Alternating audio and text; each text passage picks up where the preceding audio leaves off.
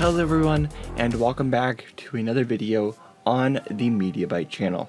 Today we are going to be talking about the next film in Zach Cregger's filmography after Barbarian. I might be mispronouncing his last name there. The film, which I'm sure you've heard maybe a little bit about, is Weapons.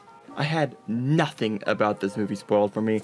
I honestly don't even think I watched the trailer for the movie before I saw it. I think I just went in completely blind, and I think that was the perfect way to experience this movie. Like, really, the only reason I saw the movie is because I knew it was from the guy who did Barbarian, and I really liked Barbarian a lot.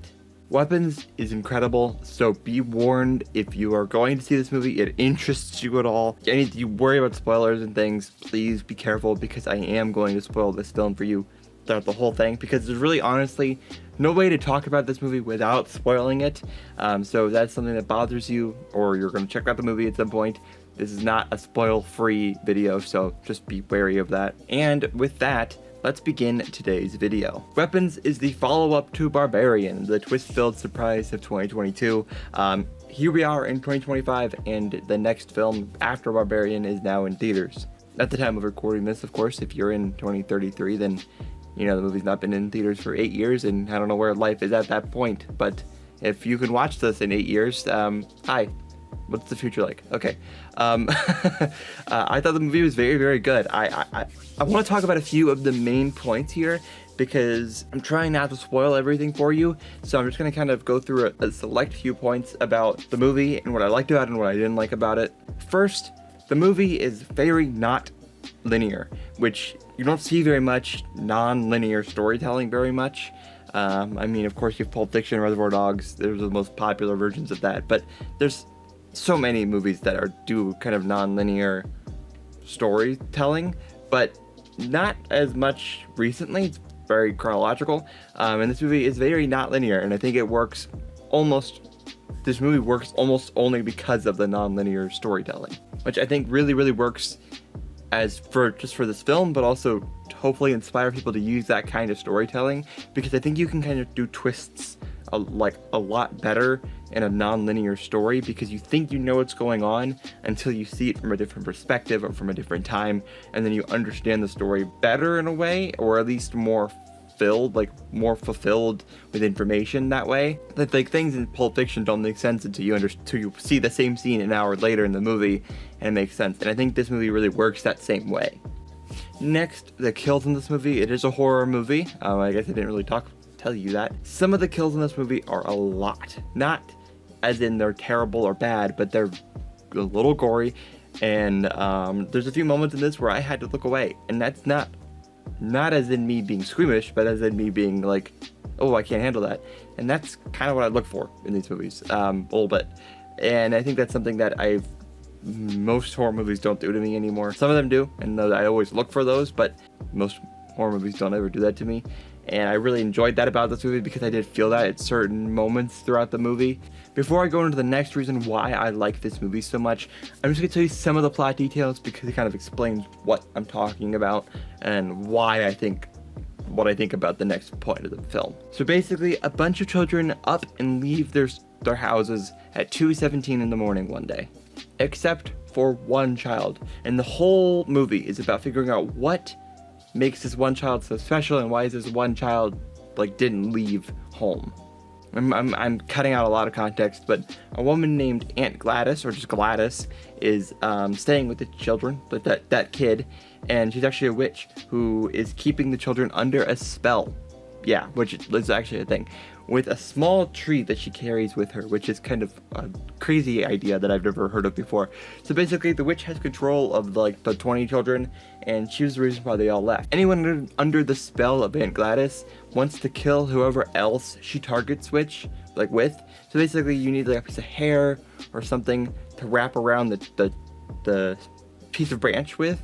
So if I took a piece of my hair and then took a piece of somebody else's hair and then snapped it, I would go crazy and start to kill that other person that has that hair wrapped in that same stick with me. Basically, is kind of how the tree works. So all of that is to tell you, so this movie is incredibly funny at times, which I'm sure you're like, I did not expect that's where that was going to go.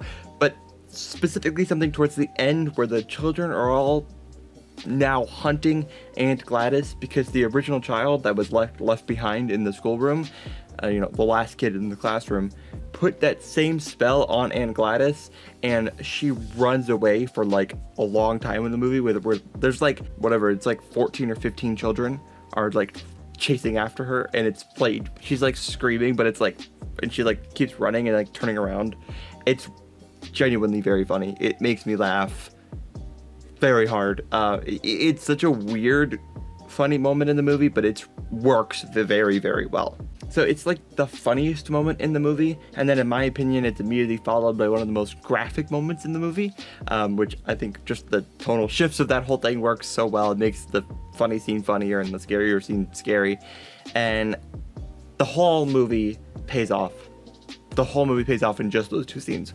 100% it's worth watching just for those two scenes alone that happen back to back from each other. And also, I think this movie is 100% worth going to see because, again, as I mentioned in Naked Gun, this is an original movie, even more than Naked Gun was by a long shot. But go see these kinds of movies in theaters because that's where the stories that are needing to be told are being told. This movie wouldn't be made if Zach Cregger hadn't made Barbarian. There's no chance. The only people I think could have made this movie and would have made this movie is somebody like Shudder or Screambox, and would have made a Shudder original or a Screambox original and never gave it a theatrical run. But I think this movie really, really, really deserved to be doing as well as it is right now. Zach Cregger is doing the Resident Evil film, the next one, and I'm very excited for that, and I'm going to be watching it in theaters, even though I've only played a few of the Resident Evil games in my time, which I'm sure many of you are surprised by. But I am very excited for wherever he goes, whatever movies he makes, I'm going to be watching.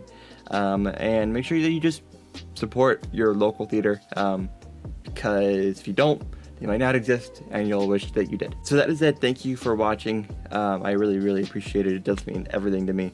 Follow the social medias that pop up after my face disappears. TikTok and Instagram. The Patreon is for commentaries, and hopefully, maybe at some point, add free podcasts. Exploring Cinema is now back, which is fun. It's a fun podcast to do. Slash It is for all things horror movies. Exploring Cinema is for all things not really horror movies, but that's not 100% true, but not as like in depth as I do Slash It. Diary of an Indie Filmmaker is for all things me making movies, the things that I really have always wanted to do in my life. So writing, directing, all that stuff, that's where that goes. All that just kind of discussion, the stuff that I don't have a place for here to talk about, I talk about it there. Sometimes I go for 5 minutes, sometimes I go for 45 minutes, just depends on what I'm feeling in the moment. That's all on the Mediabyte Podcast Network. So if you listen to it on iTunes, Overcast, Spotify, wherever you listen to your podcast, if you type in Mediabyte Podcast Network, you can find that, and all those podcasts will be mine. You'll see my name. If you hear this voice, that's me. And yes, so thank you all, and I will see you in the next one. Peace.